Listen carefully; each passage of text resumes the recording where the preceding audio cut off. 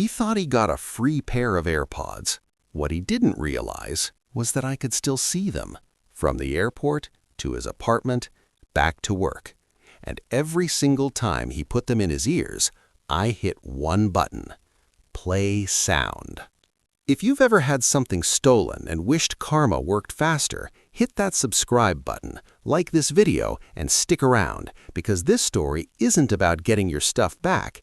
It's about making sure someone never enjoys what they stole.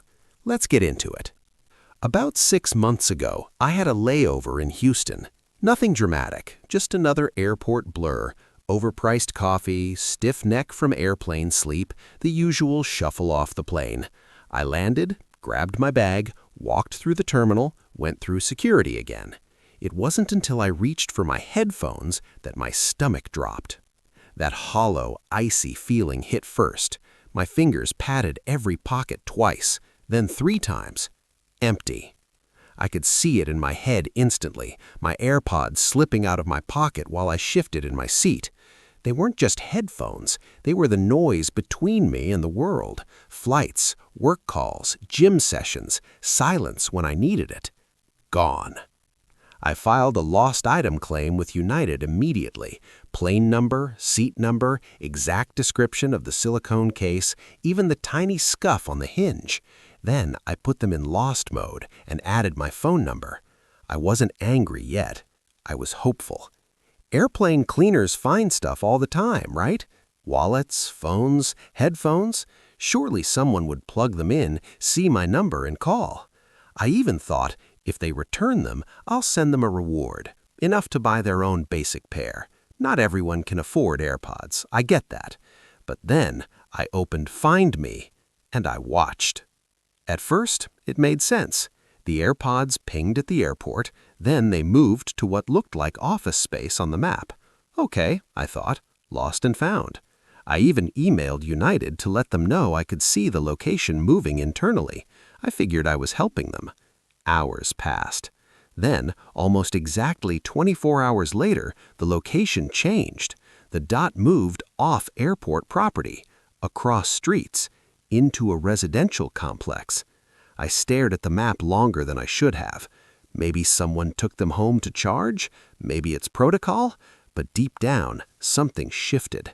The next morning, the dot moved again, from the apartment, back to the airport, back to the same section of terminals, then back to the apartment at night, again and again and again.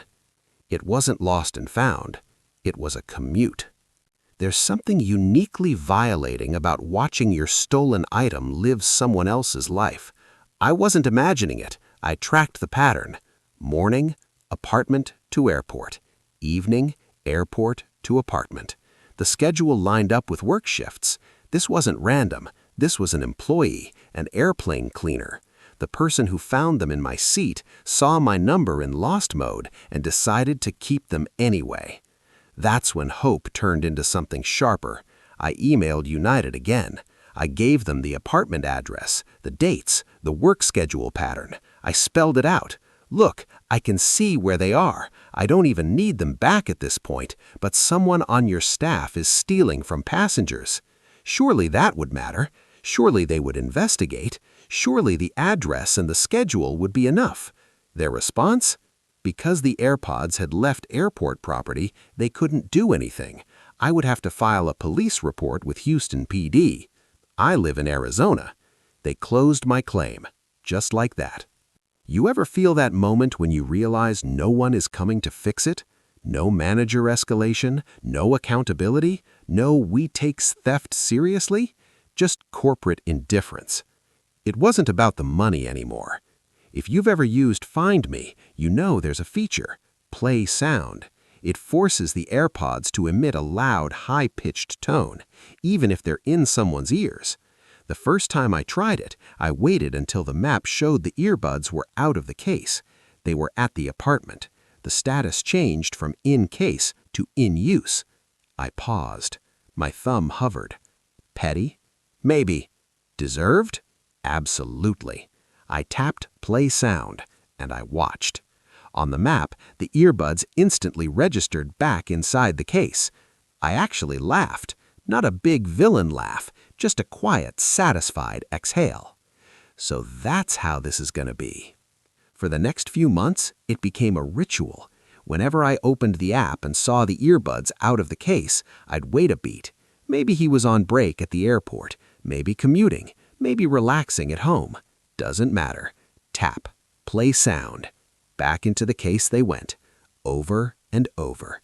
I imagined it. He's listening to music, or a podcast, or maybe taking a call, and suddenly a shrill, piercing tone detonates in his ears.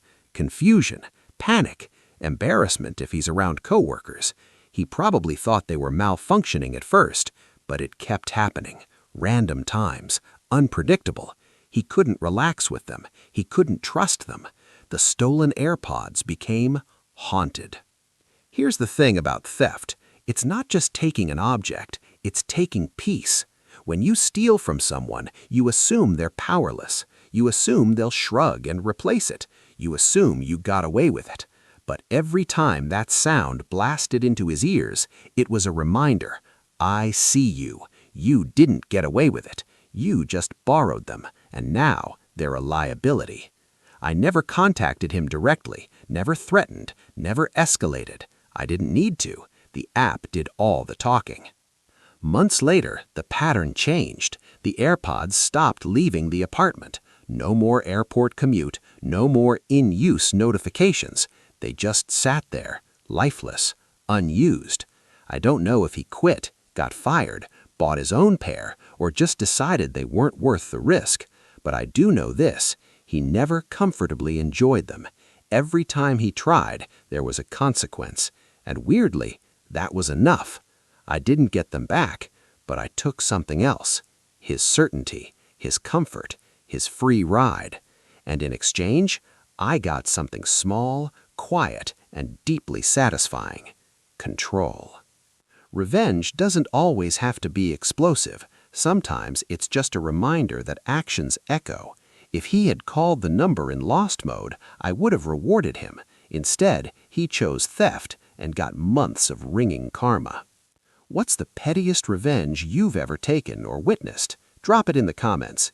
If you enjoy stories where karma works overtime, hit like, subscribe, and turn on notifications, because sometimes justice isn't loud.